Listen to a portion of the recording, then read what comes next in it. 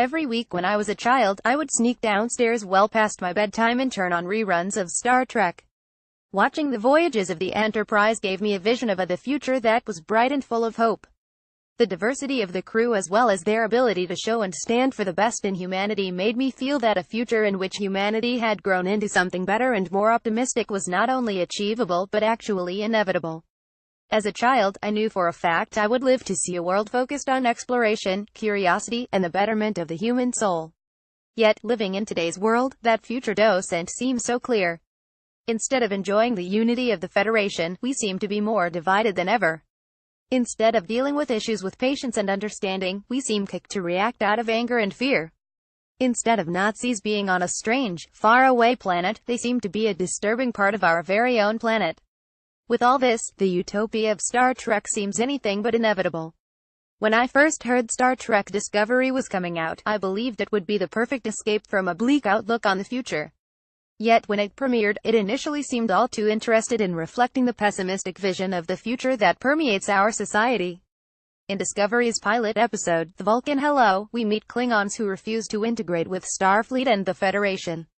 The Klingon commander scoffs at the idea that Starfleet comes in peace, believing that the multicultural Federation wishes to erase Klingon beliefs and culture in its idealistic future.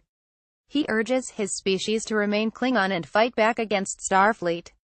Meanwhile, we meet the show's main character, Michael Burnham, a Starfleet officer raised by Vulcans because her family was murdered by Klingons when she was young. When her crew encounters the Klingon vessel, she quickly advocates for violence, eventually committing Starfleet's first mutiny when she attacks her captain for wanting to contact and negotiate with the Klingons. It all seems to be a cosmic recreation of events all around the country, most recently epitomized in Charlottesville, VA, a few months ago. Intentional or not, it is eerie to think how closely the inciting incident of Discovery mirrors Charlottesville, considering that it was written well before, right down to specifics like the Klingons holding torches while shouting "Remain Klingon." Michael Burnham's character arc also seems to reflect how many are quick to react violently and demonize instead of taking the time to understand. While this may be interesting allegory, if this were all Discovery had to offer, it wouldn't be a particularly profound show, and it wouldn't be a worthy Star Trek show with hope and optimism for the future wasn't anywhere to be found. Yet that's what makes Discovery so brilliant. Where earlier Star Trek series took the hope and optimism of the future as a given, Discovery is concerned with how the future of humanity can earn and be worthy of that brighter tomorrow. As the series progresses, Michael finds herself forced to help stop in the Klingon war that she helped to start. She is ashamed to work in Starfleet again, rightly feeling that she betrayed its tenets of understanding and inclusiveness.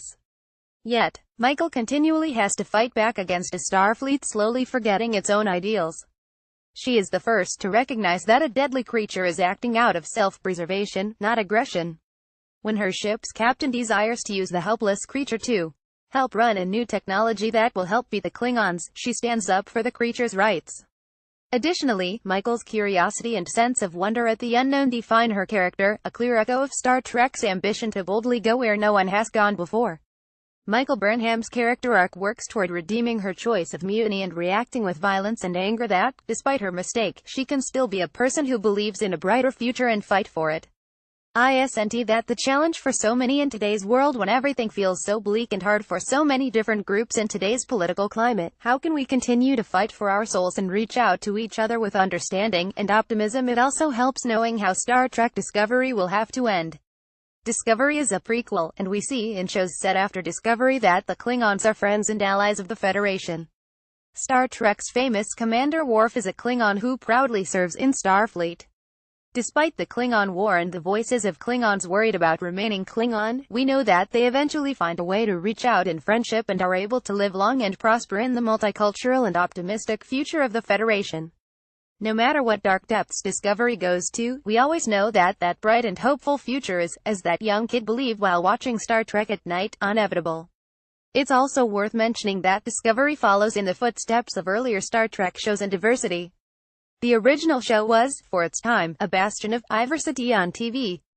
Discovery continues this trend in several ways, with a woman of color as its lead, an Asian Starfleet captain in the pilot, the first clearly portrayed gay couple in Star Trek history, and a crew member who shows signs of being on the autism spectrum. Star Trek has never shied away from overt political and social allegory. Over the franchise's 50-year history, it has tackled issues of bigotry, gender, sexuality, institutional and overt racism, and many others.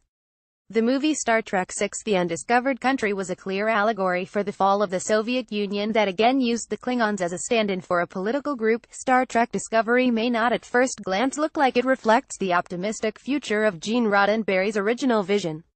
Yet Discovery provides us something even more important.